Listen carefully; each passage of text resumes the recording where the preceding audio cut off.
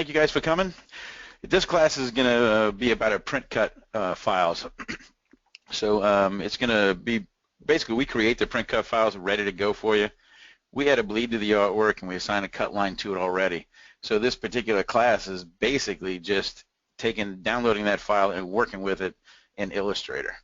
So there are very specific things that you have to do in Illustrator in order to get this file to open up in your Roland VersaWorks or whatever RIP software you have that you're going to run this print cutter on.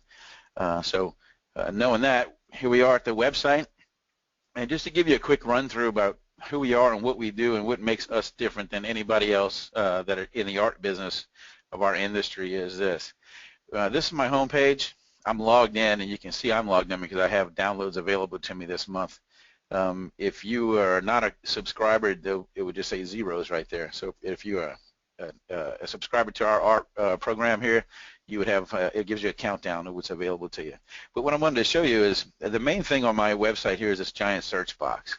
So if you just search for a file in that box, you can look for anything you want, any kind of categories. You know, if you're looking for soccer designs or football designs, just go in that search box and click on it. These are the images here. This first row, these images change every single week. So every Tuesday we put up new artwork in here, and if you scroll down just a little bit more, we also put up new embroidery files. So every image that we add to our website is digitized for embroidery in 3 different file formats. So if I'm just going to click on this to show you here something for a second here. And my internet in my office is running extremely slow today, so we have some lag times. So when you click on an image, you will have these 7 different production files that will be available to you.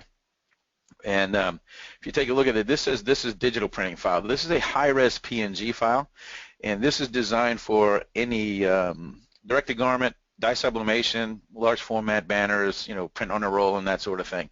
You would download this particular file to use it. If you click on this next button here, this is our print cut file. So I wanted to show you that because our print cut files, this is what it looks like when you print it. So if you notice out here, what we've done is we create and pull the pixels out of the edge of the artwork and go all the way out. This is probably a little bit less than 1/2 of an inch.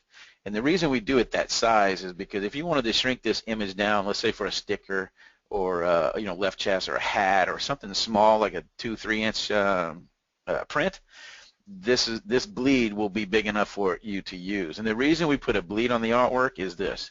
I get a lot of comments, basically complaints about people that use a print cutter, and they say that everything I print, since they add a cut contour line on it, most people will come to the outside of the artwork to add that cut line.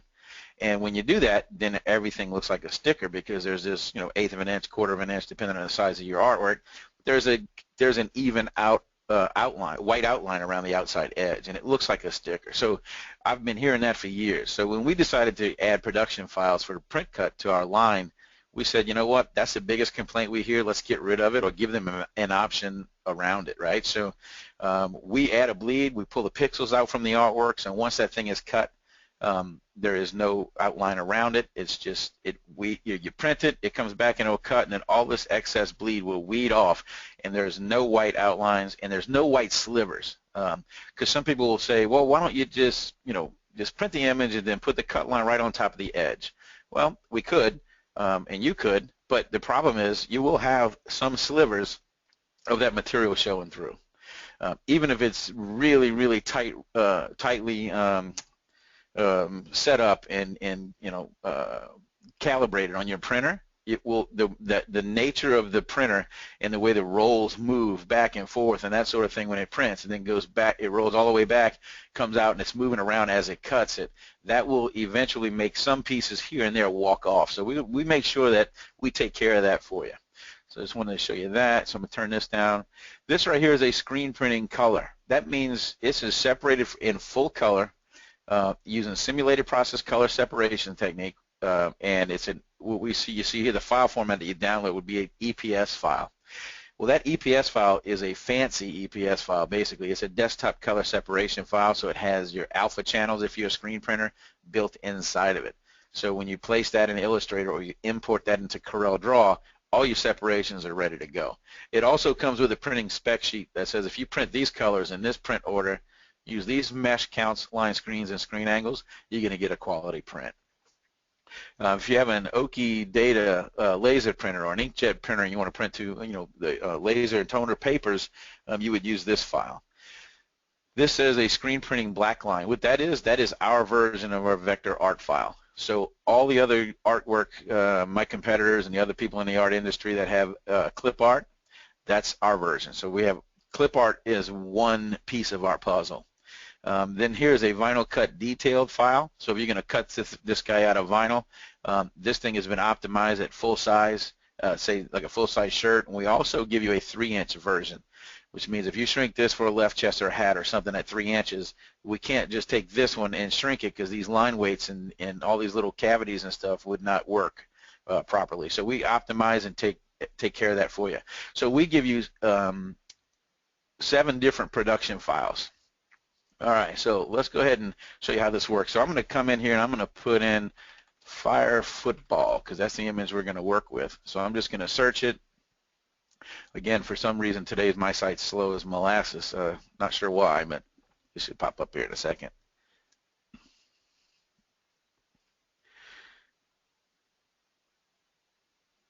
Don't know if that's an internet thing or a website thing, but I'm pretty sure it's internet in my location because I've been fooling with it all day and it's really, really slow. All right, so this is the image I want to use. It's been the one I've been using for all these webinars. And the reason I use the same design is because I want to show people that we have production files ready for all different kinds of decorating, right? So here's the file that we would look for. And if I click on the print cutting one, I'm going to get you can see the image with my bleed there, and I can go ahead and download it. So let's do that. When I download it, if you're a subscriber, you have access to the download links. If not, then you wouldn't be able to do it. But it's going to say, hey, you know what, we're going to charge you for one download. I'm going to hit download. And the thing about that one download, by the way, is it counts as one download or one number against your 200. So the way our subscriptions work is we have a stock art subscription, we have an embroidery art subscription, and we have a stock and embroidery art. So basically the stock art subscription for $18.99 a month, which is like what you would pay for 2 people for lunch one day, right, somewhere at a fast food place, that would get you all the artwork that you need for an entire month. And remember, we're always adding new artwork up there. So the embroidery art is $14.99 a month, and if you do stock and embroidery, that would be $31.99 a month. So that's the way that goes. You know what? We just downloaded that file, and I'm going to download another one because I want to download, let's see, we'll do a football bear, and let's take a look and see. I'm going to show you 2 different things in this class today. I will show you a little bit in, well, a lot of this is done in, all of it technically is done in Illustrator for the print cut version, but I'm going to show you how you can change colors, right, because these are not vector files. So let's be clear about that. I have raster files and vector files, but the print cut files are raster images with a vector cut line that we assign to it. So I'm going to take this guy here and I'm going to download him right now. It's going to charge me one more download. We're going to hit the download button. Here it is. It's going to save it to my downloads. I'm going to hit save. Now, right here, we get a lot of questions with our customers that say, hey, I downloaded your file. I don't know where in the world it went. Well, that's up to you, right? So if most Macs and PCs will both default to some sort of downloads folder. And if you move that or change that setting, then you have to go find out where it is that your files are, right? That's something that we can't control, or I can't control when it comes to things like that. So I'm going to show you what we're going to use some Photoshop techniques because I'm going to change these colors. You see you got a blue jersey here. Well, if your team color is something else, maybe it's green, maybe it's purple, red, whatever it might be, I'm going to show you how you can very easily change that. So for Illustrator users, we have to change that in Photoshop because Illustrator doesn't really give us the capabilities to change colors in a raster image. But CorelDRAW actually does do that pretty well. So that is one nice feature that Corel has that Illustrator does not have. But I'm just going to open this in Photoshop, and I'm going to show you how to change that in this class here. So I think we'll we'll be good to go here. All right, so first thing I'm going to do is I'm going to let me hide this. Go to my desktop here. Reduce that. So I just downloaded those two files, and I go to my downloads folder, and look what we have here. I have two files, one of each that we just downloaded, and the reason I wanted to show you this is because a lot of people don't realize that you have to unzip these files in order for them to work. Now, if I was to download, since I'm on my Mac, and if I was to download this file using Safari browser, as it downloads, it unzips these files. And what a zip file is nothing more than a folder, right, that protects the artwork or the art files that are inside of it.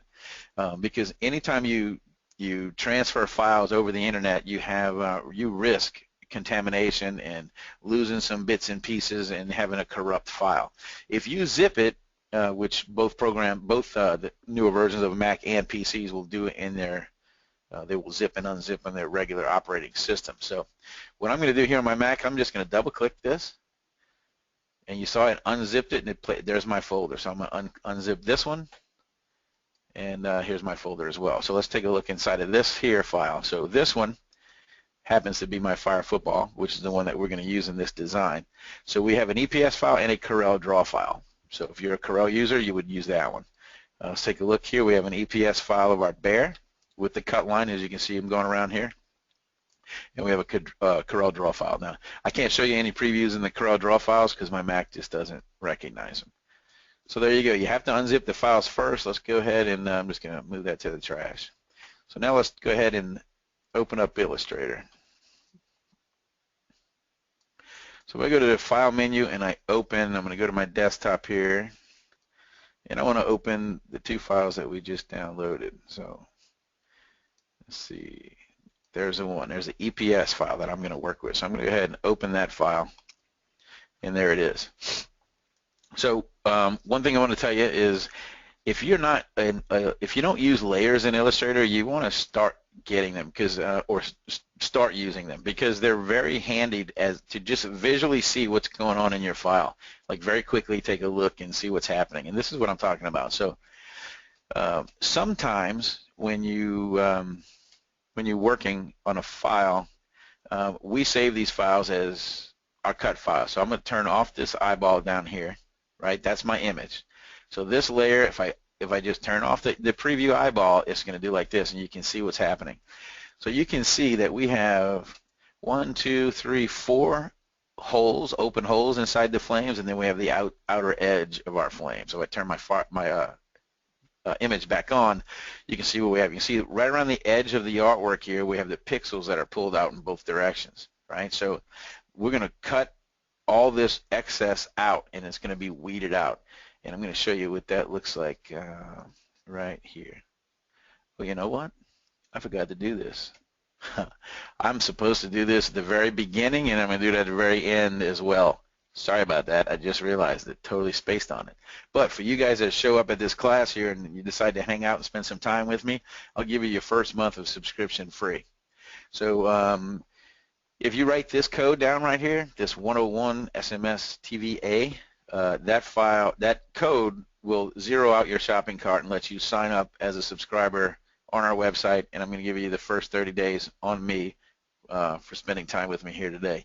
This offer does expire on October 28th, so the end of the month pretty much is this is gone. So I'm going to leave this up here just for a couple more seconds.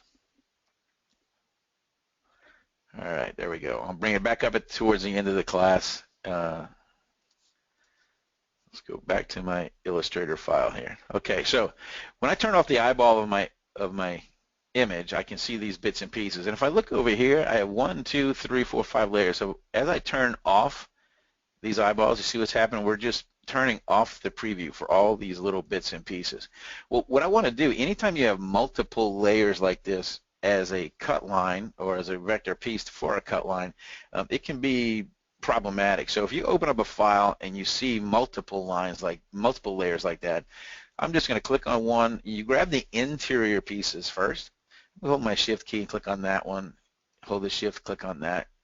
This one again, and now I'm going to do the outside. So I hold my shift key and click on it. I've just added to my selection. So this is very important when it comes to print cut and even regular vinyl cutting artwork, I'm going to go to the object menu and I'm going to come down to compound path. I'm going to make a compound path. And now look at my layers here. Now there's just one. So all these pieces, this cut line basically is set up to go to that one layer. Now when I turn on my preview, you can see that it's sitting there ready to work for us.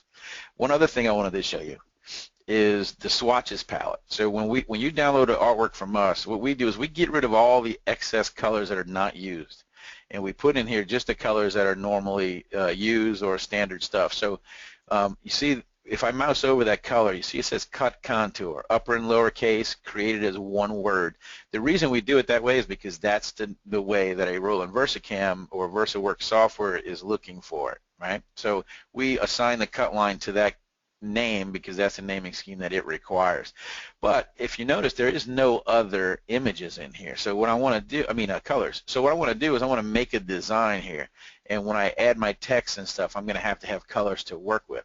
So I'm going to show you how I do it. You can do it any way you want, but if I come over here and I double click on my foreground color, I'll get a color picker popping up. So I can make a blue. Let's just go ahead with the blue because I want blue type in there first. So, and if I hit OK, I just made the blue that I wanted. So now if I grab and click and drag this little square over here to my swatches and let it go, I've just added it to this thing. So I'm going to double click it again. I need a white to work with because we got rid of all the colors that were not used, right? I'm going to come in here, double click the foreground color. I'm just going to grab a black, and I'm just clicking in here and dragging all the way to the corner so I know I got a good black, and there it is. If you need a specific black for your printer and your profiles, then go ahead and make that color using your RGB values, HSB or CMYK, whatever it is that your printer or your RIP software requires, right?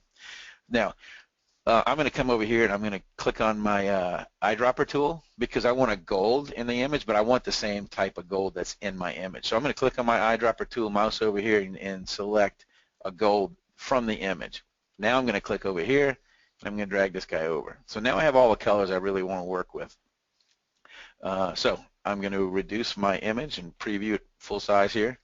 So now if I go to the view menu and show you my rulers, right, you can see that we have about 11 inches by 11 inches, which is fairly decent size for this particular type of printing. You don't want to go too big because you don't want this image itself to have a very heavy hand.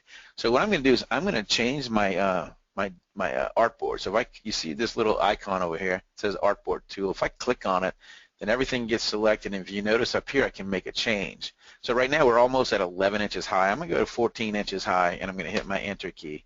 And then now I'm going to preview my screen, and now you can see what we've done. I just added more room. So I'm just going to drag select this entire image, and I'm going to push it all the way up, right? And all I'm doing here is I'm adding room to put my type because I want to put all my type at the bottom of my screen. Let's see here. Just want to make sure that everything is running. There we go. All right, got no questions yet. Good. I just wanted to make sure and verify because I get in a zone and I start teaching and I'm having so much fun I forget what's going on here. So all right. So I'm going to grab my type tool and I'm going to come over here and I'm just going to click in here and I'm going to type in a school name that I want to work with. Let's say I'm going to put my caps on and I'm going to name it Jackson, and I want high on a second row, right? So here it is. If I click on the corner here, I can drag it and skew it or hold my shift key and I can just constrain the proportions and enlarge it, but that is definitely not a good font here. So a couple things I'm going to do.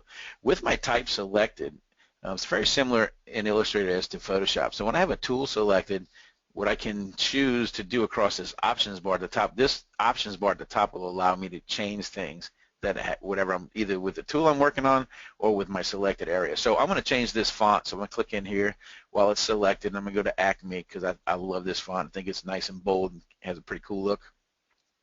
But I want to make sure that my high is right justified. So right now if you look at the top of my screen, I have it aligned it left. I can align it center if I want, or I can align it to the right. So I'm going to go with the right here. I think that's the look I'm looking for. And a couple things. If I wanted to get really picky, I'm going to stretch this out a little bit more. You see the spacing in between this O and this N, I think, is too much, and I think maybe it's not quite enough in between this J and the A. Again, these are all Illustrator lessons and tricks that I'm teaching you here, right? Because remember, our art file is ready. This is just now what do we do with it to make it something very interesting. So I just absolutely love those things that pop up and tell you. All right, so I'm going to grab my type tool, and I'm going to come in here. I'm going to click inside in between my O and my N. And what I want to do is I want to bring up my character palette. So if I go to the top of my screen and click on that, I get this little window. Well, this little window, I'm just going to mouse over it a bit. I can set the font size here. I can set the kerning, which is what we're going to do here. And I mouse over that. There's the leading, and then we can set tracking, and we can horizontal scale, vertical scale, all those kinds of things to control that font. So what I want to do is I want to reduce the space in between that O and that N. So I'm going to come in here and I'm going to go to my kerning, and I'm just going to start clicking here, and you see it's moving very slowly because it's a big font. We have 132 point size font, and we just moved it minus 19 points. So if I do that way, it looks pretty good. So let's come in here and click in between. You have to click, when you mess with the kerning, you have to click in between each letter. Now this is getting really picky, but you know what, I'm a very picky artist, so when I create something, I want it to look as good as it can. So I'm showing you things that I do, right? If you think that looks fine and you don't feel like fooling with it, totally up to you. So I'm going to click inside here. I'm going to click on my character palette again, and I'm going to change the kerning, but this time I'm going to go the other way. I'm just going to enlarge it, or go up with it. There we go. That looks a lot better to me. It looks more even, so I'm going to click off of that. Grab my my arrow tool. There we go. So Jackson High is right justification. That's what I'm looking for, so I'm going to select it. Now what I'm going to do is I'm going to create my outlines for this. So I'm going to go to type here, and I'm going to create outline. So now we have artwork instead of letters. But I want you to take a look at this. Look at my layers here. So if I turn off this eyeball, there's my font, my type themselves. So you see this little twirl down individual bits and pieces for that layer?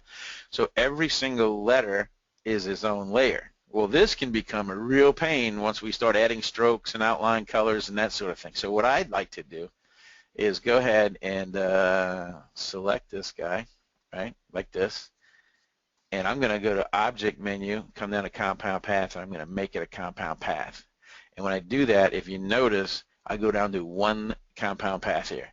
So all those letters are now one unit on my in my artwork here. So I don't have to worry about having, if I make a change, then it changes to this layer, and then this layer, and then this layer. Right now, it's going to affect the entire piece. All right, so let's let's go ahead and grab this, and let's go ahead and fill it with blue. I want that color to be my main color, right? So now what I'm going to do is I'm going to zoom in a little bit so you can see the words here a little better. And I'm going to view it as an outline right now, just to show you what I'm doing exactly. So inside of Illustrator here, I have my type selected, and I want to add this line right here. Don't worry about it. That's just your image up at the top, the binding box basically. So it doesn't print or anything. And then this is my artboard, my document. So what I want to do is I want to add a white outline around this. So if I go to my my object menu and I come down to path, and you see where it says offset path, I'm going to click on that, and I'll get this window. So right now I'm in inches mode. So if I come in here and I type in 0.05 inches, right, and hit enter, I've just added a small outline there, right? So right now it is filled with blue as well. So if I go to preview it at this point, it just looks like a big giant blue blob. So what I could do is I could click on that one, and I could fill it with white. And then now you can see, since we do that, it's behind. It's going to place it right behind it and expand it and do whatever we need to do. So I have my blue, then my white. So I'm going to do the same thing because I want a yellow outline behind that. So if I go to my my object here, come down, back down to path, and I offset my path again. Now I'm going to type in a 0.1, and I'm going to hit enter. Whoops. I got to click off of it. Let me go back to my outline. I can see what I'm doing better. So click on that, go to object, come down to path, and offset my path. There we go. So you have to, I had it selected and I kept it selected, which I shouldn't have. I have to click off of it and then now select it again. So now that's kind of what I want to do, but I'm going to click on it one more time. I'm going to fill this one with yellow. And then now watch when I go to my view, preview, now I have a blue, a white, and a gold. Well, I'm kind of liking this, but I'm kind of not. So I think this thing, if I click on my blue face here, what I want to do is I want to add a stroke to that guy. So if I come in here and I click on it, I can select the black color that I made. And if I come over here, I can make it a little bit thicker. So I'm going to go to, it's too thin, I think, because if you notice, you barely see it on the edges here. So I'm going to go up one and make it a 2-point. I'm going to click off of it. Now that looks pretty cool. But if you notice, we came in and cut into my white outline. So if I select my type here and I go to my stroke palette by clicking on this little link, it brings these options up, right? So right now it says align stroke. So if I mouse over that, I can align the stroke to the center of my line, or to the inside of my line, or to the outside of my line. So watch what happens when I click this middle one. I'm aligning my stroke to the inside. And when I do that, it puts the black outline on the inside of my letter. So now I have my blue face, a little black outline, I have a white space, and then I have my my yellow that I want to work with, right? So let's continue on. I'm going to grab my rectangle tool because I think I want to, I like to do this just every now and again. I'll go back and forth because I can see what I'm doing. So if you notice, I'm going to come in here and just sort of guesstimate, click and drag. I want to put a horizontal bar here, right? And if I click on that,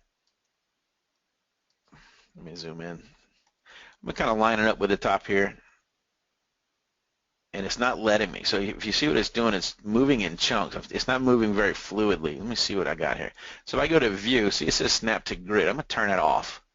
And then now when I click off of it and select it, now it's moving super smooth, so I can actually line it up, no problem, right where I want it. You know, I think that looks pretty good. Maybe I want to move it, stretch it out a little bit more. There we go. So now I want to do two of those. If I click on it here, select it, hold my shift key, and roll it down. Now if I hit my option or the alt key on a PC, it's going to duplicate it. And I want to make these guys, if I go to my preview here, view, preview, again, go back and forth. Instead of blue, I want to have them yellow. So I'm going to fill them here with yellow. I don't want to put a stroke on them just yet, but I will in a minute. All right, so now what I want to do is I'm going to show you the whole thing. So we have Jackson High, we have two bars, and I want to put the word Tigers in here since that's what we're dealing with here. Jackson High Tigers. I take the type tool, and I got to be careful. If I click in here, sometimes it will automatically go onto this, but it won't now because I selected and I made them created outlines already, so that's a good thing. So, but if it was live type, it would just start blinking my cursor right in here, and it's going to want to add the word Tigers into the front of the word high. You don't want to do that. So, but since I made them outlines already, we're in good shape. All right, let's zoom in. I want to see what I'm dealing with here. So I'm going to click. And let's just go ahead and do this, kind of moving in place. I want to change the font though, because I'm picky and I want to use two different fonts. So let's find a Franklin Gothic here. And that was cool. Something different, still bold, still easy to cut, no serifs, that sort of thing. Just kind of center it. If I hit my up arrow, I can nudge it a little bit in between those bars. That looks pretty good. And now if I mouse out, that's my entire image that we're going to work with, right? We're not done, but that's what we're working with anyway. So what I'm going to do now is I'm going to drag select all this text and all my stuff here. Well, when I did that, if you notice, you can see that there's something going on here. I selected my image as well. I don't want to do that, so I'm going to hold my shift key and click on my image. You see it's gone now. All I have is my text right here that's ready to go. So I can come over here. I want to shear it, right? So if I click on this tool here, there's a scale tool, and if you've never fooled with it before, this is what your toolbox might look like. So if you click and hold, it's going to give you the shear tool underneath, and I just want to go there because I'm just going to push it up. There's to kind of skew it a little bit, give it some kind of interest, right? Some sort of design that looks pretty cool. All right, so before I do anything else, I want to go ahead and view my outlines again. And there's a couple things, because remember, we're print cutting this, so I want to make sure that I make this thing cut as easily and as smoothly as possible. So the first thing I'm going to do is take this type, and I'm going to convert that to outlines, create outlines, because it can't be text, it has to be artwork. So I'm looking at things that I think may be problematic. So if I go back to my preview and I look at it in color, right now when we're going to add a cut line around here, it's going to come around the artwork, and it's going to come in, and it's going to want to cut this little piece out. and this little, this little piece here, and this little tick mark, right? It kind of, see this little piece kind of comes down and goes up. These are really small elements that I don't really want my printer trying to cut, and it's just going to be a headache. Or if I got a slightly dull blade, things like that, it's not going to be able to make that transition or that cut very easily. So I'm going to go ahead and preview as outline mode, right, like this, and I'm going to grab my white arrow here, and I'm going to zoom in a little bit more. And I'm going to select this piece right here, and I'm just going to hit delete, and then I'm going to hit delete again, and it's going to get rid of that whole entire piece, right? So we're not going to come in and try to attempt to cut that when we get there. And I can do the same thing here. If I don't think that little piece is necessary, and we can do the same thing in here. If we want, it's just going to go to yellow. Now, right here, this is that little guy that I wanted to get rid of. So if I select this, right, I can't hit delete. It's going to delete the whole line. So what I want to do is come in here, and if your pen tool should look like this until you do something, right? So if you click and hold, you can add an anchor point. I can delete an anchor point. This little minus sign here on my pen tool, that's the one I want. So now if I mouse over this and click over right over that point, I deleted that little one. I'm going to come back up here and grab my white arrow, and see, this is just, very, very picky, but I'm just going to line up this this edge with the direction of my K, because that's what it's supposed to be following. So there is, we're ready to go now. So I'm going to zoom back out and take one more look. I'm going to preview it in full color. All right, I think that looks pretty good. So now what we need to do is we need to create cut lines here. So what I want to do is I want to use this outline area, because I want it to print this blue, black, leave the white on the material, print the yellow, and I want it to cut right here. But what I want to do is I want to add a bleed to the outline of this type. I want to make sure that the outlines of the type have a bleed as well. So again, when this part prints with the image up here, that bleed gets cut out and gets thrown away, and then there's just yellow. There's no white slivers. There's no white outlines around my type, right? That kind of thing. So if I select this guy, this is the outline here. I'm going to take me a couple of times here. So I'm going to select it. Now if I go to Edit menu and I come down to Copy, right? And now if I go to Edit and I paste it in place, it's going to put it right on top itself, right? So right here is what we're dealing with. Well, remember I just duplicated the outline edge, and that outline one, it was filled with yellow. We don't want to print this, obviously, so what I'm going to do here, because this is going to be my cut line, right? I'm going to click on this drop-down menu, the fill here, and I'm going to fill it with none, and that's the one with the little red line in it. So we don't have any fill on it. Now I'm going to come over here to my stroke, and this is the one I want to stroke it with my cut contour color, because that is going to become my outline, right? So I just selected it with that color. Put the stroke on it. Now if you come over here and you look at the stroke at the top, right now it's going to stroke it at 1 point. Well, that's not going to work. When you go to the stroke for the VersaCams and for some of these cutter software, if I click on this drop-down menu, it needs to be a 0.25 outline. So I'm going to do that. Now this is Illustrator stuff too. This piece doesn't matter. It has to be a hairline in Corel, but this part, I'm going to go to the stroke menu, and there it is at 0.25. And right here, yours may, since I do this all the time, yours will probably be here at the limit at 10 times. If it is, it needs to be down and changed to 1 time. And if you do that, then it will recognize this cut line, as you can see when I zoom in. This cut line up at the top of my image is there, and here's this one, right? So now what I want to do, though, is I want to do this. I want to stroke that yellow so we have the bleed. So if I click on this one at the top, notice, remember, it's still my cut line because I just created it. Well, now if I come over here and mouse over my line and I right-click it, if I right-click, I can go ahead and select the next object below. And when I do that, look up in my fill. You can see it's the yellow. Well, watch what happens. Now I can come in here and I can stroke it with yellow, right? But I'm going to do like a 12-point stroke. I'm going to do that. I'll hit Enter, and there's my bleed. So here's where it's going to print all the way out. And one more thing I want to do, I'll show you on the next one. It'll print all the way out in the yellow, and it's going to come in and cut this green line. So I'm going to do this. I'm going to click on this one, and I'll click on this one, and I'm going to do the same thing. So what I have to do is I'm going to go to Edit, I'm going to copy, right? I'm going to go ahead and paste in place. I'm going to fill that one with none, and I'm going to stroke it with my cut line here, Make sure I change my size to 0.25. Click on my stroke. Make sure, always double click, check it. Make sure it's at 1 point. All right, so now I'm going to select them again. And I'm going to, I think I might have to do this in 2 times. So if I right click and go to select next object below, yeah, it doesn't know what to do. So you do them one at a time. So I click on this one. Now right click, select next object below. And I can add a stroke yellow. Make it say 12 like I did last time. And there it is. So do the same thing here. Select next object below. Make it yellow. Make it 12. And just click on this one more time. It should stay inside your document. If you quit Illustrator and come back, it will probably go back to 10. And I can do the same thing, for this one. So I go to edit, copy this, and then edit, paste this one in place. Now I'm going to fill that with none. I stroke it with my cut contour line, make it 0.25, click here, make sure I'm there. That looks good. Right? So now select it again. You can see my green outline up in the upper left. Right click, select next object below, and I want to add a black stroke to it.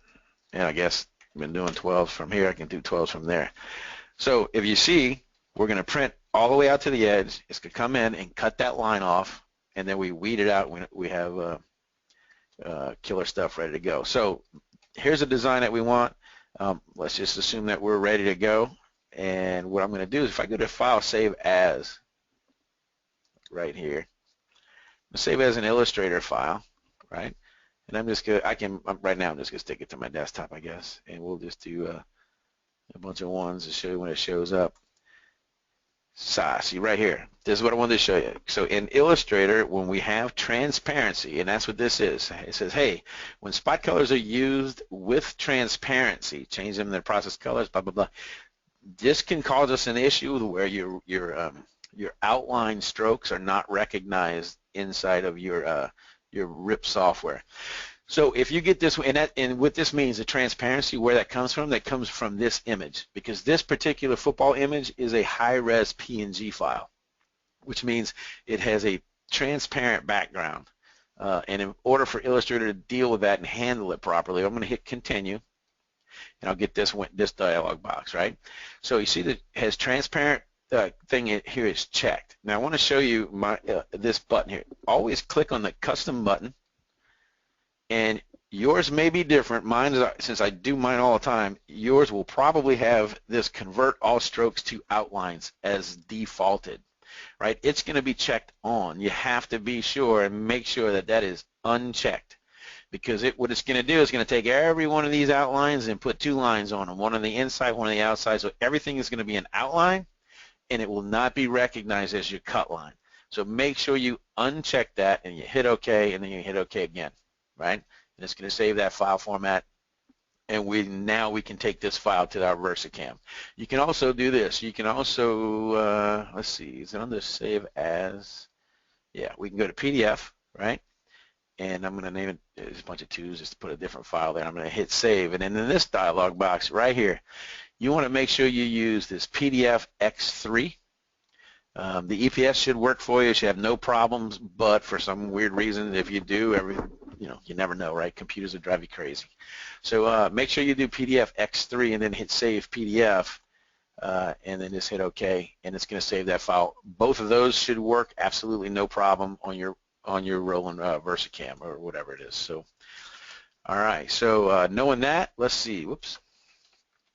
Our image is done now, basically. So what I'm going to do is I'm going to get out of, there's our image. I'm going to get out of Illustrator for a minute, and we're going to go to Photoshop. And what I want to do is I want to show you how to change colors, right? Because a lot of times, and there's a lot of bad information. I'm not pointing any fingers or saying anything, but there's a lot of bad information on the internet. You know, if it's on the internet, it must be true. Yeah, well, I hope you don't believe those kinds of things. So let's see. Because the things on the internet, I guess, and the bad information is, hey, it's a raster file. You can't change colors on that. Excuse me while I take a sip of water. And you absolutely can. So I'm going to go ahead and in Photoshop, I'm going to open up this EPS. Let me open. There we go. This is the file that we downloaded, that the football bear guy, right? So here's our one layer, and if I click on here, you see we got this blue. Well, if your team color is something else, this is how you change it. So if I go to the image menu and I come down to adjustments, and adjustments, image adjustments, hue saturation, right? I can change the color of this guy really simple. I just go straight to hue and start doing this and making them all psychedelic and sick looking and crazy and evil, and all. We don't want to do that. That's not how you do it. But I just wanted to show you that if you start moving things around without getting very specific to tell Photoshop where you want to be, that can happen. So when I move that hue slider, I was set to this master drop down. But watch what happens. If I click on that, I can change these individual color ranges in this image. So I'm going to come to blues, because this particular image is blue for the team color. We're going to make that team color something else. So now with blues selected, if I come into my hue slider and start clicking and dragging, see what we're doing? We're changing just the blue information in my file to something else. So let's just do this. Let's go ahead and say our team is green. And there you go. So we can set it to whatever green we want. If I want it richer or brighter, I can saturate it up. I can take out some of this lightness here to make it a little darker green, right? Whatever your team color is, these three sliders can absolutely do anything you want as far as coloring it goes. So that's it. So now if I hit OK to that, I just changed my blues to greens, because that's what my team color is, right? And there he is. Now, you can get really specific, and I'll have other lessons for that in other areas on my website in the future. But if we wanted to select, if we notice his eyes turn green, his nose turn green, his pants, and that sort of thing, if we want to get real specific with it and just do his shirt, there's a little tool here. It's called Quick Selection Tool. So I'm going to click on that, and I'm going to drag select inside of his shirt, and it selects it, right? I'm going to grab this piece here. But now look at it. We got this football part done. So if I hold my option, if you notice, the cursor has a plus sign in it. Well, if I hold my option key, it goes to a minus sign. See that? All that's going to do is it's going to deselect or subtract from my selection. So now it's just his shirt that's selected. I got some of the, if you notice, really close up there, you can see some of this dark brown around the outside has been selected. I think we don't have to worry about it, but just to show you, if I hit my left bracket key, it will reduce the size of my brush. The right bracket key on my keyboard will increase the size of my brush, right? So I'm going to use the left bracket key and decrease the size, and I'm just going to hold my option key or the alt key on a PC and click in here to grab that selection or that color. And the way Photoshop works is it looks for a transitional area, right? So it finds where this brown goes to black, and it stops, and it's awesome. So this is a killer tool. So I came all the way down here and I overshot it. So now what I can do is just select this piece, and then there you go. So now it's got that plus sign in it, so all I have to do is click and drag. I don't have to hold my shift key or anything. It's going to click and drag the rest of this shirt. I just want to make sure I capture all those little bits and pieces. Now again, if I wanted to be real specific, which I do because this is brown showing through, if I hold my option or the alt key, I can click inside of here, and it's going to delete, or not delete, it's going to deselect the brown color. So it won't change that to brown. So now if I zoom out, so what we did this time with the selection tool is we told Photoshop to say, hey, I want you to focus in only on his shirt this time, right? It's not going to change any of this other stuff. So just with his shirt there. Now, I'm going to show you something, I'll give you a little quick trick. I don't even know where it is, honestly. Let me see if I can remember where it goes up here. No. So I've been using shortcuts for so long, it's got to be under the view. Here we go. This Command H or Control H on your PC, see it's checked on. If I do this, it goes away, but it's still selected. If I hit, and what I do is I use Command H on my Mac, or Control H, you can be on your PC. So if you want to go to that view, just turn the extras. All this, I made a selection. This is just hiding these marching ants because it gets a little distracting. And now if I want to change just his shirt color, if I do this, if I go to Image Adjustments, right, come down to Hue Saturation, And now since I've selected just his shirt, I really don't need to go to blues and stuff because there's basically just blues in there. So I can go straight into my hues and just start changing it. All right, so now I can change it to the green that I'm looking for, and I can hit OK if I wanted. Now his eyes stayed blue, his nose stayed blue, everything else stays bluish gray. You know, we got blue in his spit in his mouth, that kind of thing. But we focused in just on his shirt. That's just another little Photoshop trick. So what we can do is take this guy and just go ahead and save this image, and we give it a name, put it where you want to put it, and I'm just going to go ahead and leave it. And just save your file and bring it into Illustrator. So now you can use it with. Let's do this. Let's do a just do a save. Do it as an EPS file.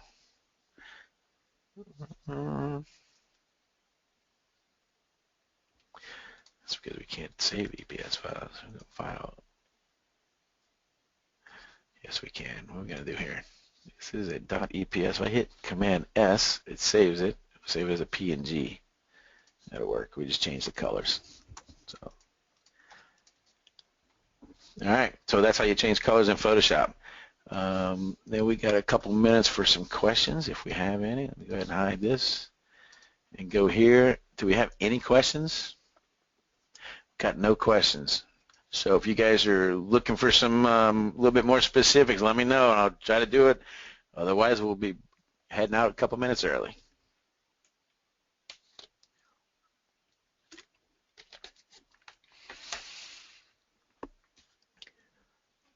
All right, so let's do this. I'm going to go ahead and hide Illustrator. I'll show you guys this code one more time, right? So there is your code if you want to get the first 30 days on me. It does expire on October 28th of this year. So go ahead and get your code. Try us out. Oh, I got a question. Ooh, last minute. Just zips in there. Let's see, how do you create the bleed on the full graphic pic? Ha ha ha, ancient Chinese secret. Actually, it is not a secret, but I don't have enough time to show you how to do it. I will, though, have that as a lesson on our website, so keep checking back. That is in the works as we speak. We add that bleed all the time to every single thing that we create, so I will have it available for you to see. It's just not quite there. Let's see, next one. You create custom graphics. No, sorry, we don't. We create our stock stuff all the time. We're so busy with that, we just can't done. Yes, the bleed is done in Photoshop, and it is using, all right, I'm going to show you 2 seconds here. I ain't going to do the whole thing. I'm just going to show you where to go find that tool, right? So let's see. I use a mixer brush tool. And you got to make sure you have clean pixels here, right? You want to load your brush, clean your brush. Make sure you use it clean. And if I click on this, this is the brush I use. And when I do, go around the whole entire image. Whoops, I don't have my layers and stuff selected. And then pull them out that way, just so you know. So that's how I do it. Super quick anyway. Does your embroidery files come in JEF? You know what? The embroidery files, I don't remember them all off the top of my head, but if you click on the website, let's go take a look here, right? And we go, let's go find an embroidery file. Let's see, click here. Here we go. So these details, just click on one of those. These are all the files that we have. So JEF is right there. Let's see. I missed how to unzip a file. Yes, really quick. I can do that. It's super. I say I can do that, and of course, I can if I did this. Let's do it this way. I'm going to click on my home page because I think I threw them away. So I'm going to click on this guy, and just because he's one of our new pieces and he's up there. Here we go. I'm going to download this one. Hit download. Here we go. Saving the zip file to my downloads folder. Now I'm going to hide Firefox here, and I'll hide Photoshop now. Get rid of this for now. All right, here we go. So I downloaded it. Here it is. When you download the files on a Mac or PC, automatically they should default to your downloads folder. If they don't, that means you probably moved that save to location at some point. So go figure out where you saved it to. And then you can right click here, and I can, what can I do? I don't even know. I just double click it. Let's see. On the PC, you want to right-click and extract it, basically, is what you call it. On the PC side, let's see. Okay, so I can't remember. I'm just going to do this on a Mac. Double-click, and then poof, there it is. Inside the folder, there's my art files. On your PC, you right-click the zip file, and it'll say Extract All, and you want to use. That's how you do it. Piece of cake. Let's see. I think that's it. Oh, we got one more. Is there an overall theme to the type of images you create? No, we create all kinds of categories. Everything from biker style stuff to religious things to holidays to every sport that you can imagine, probably. So we just create all kinds of categories. So whatever it is that you're looking for, go ahead and search it. You'll probably find some stuff there.